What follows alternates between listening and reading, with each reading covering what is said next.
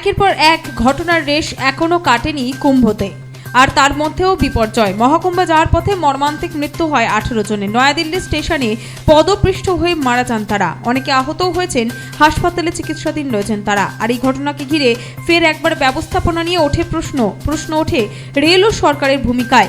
শনিবার রাতে ঘটে যাওয়া নয়াদিল্লি স্টেশনের এই দুর্ঘটনা নেপথ্য কারণ হিসেবে একাধিক তথ্য উঠে এসেছে।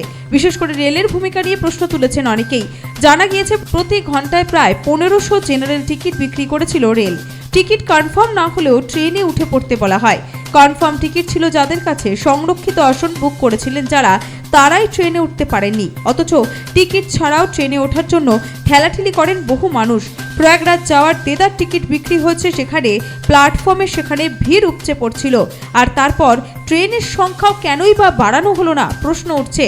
প্ল্যাটফর্ম বদল করা হয় কেন? ট্রেনে উপচে পড়া ভিড় সত্ত্বেও কোনো নিয়ন্ত্রণ ব্যবস্থা কেন ছিল না? মহাকুম্ভে পদপিষ্ট হয়ে মৃত্যু মিছিলের পরও কেন সতর্ক হলো না প্রশাসন? উঠছে একাধিক প্রশ্ন। Bureau report, Nobel Bangla.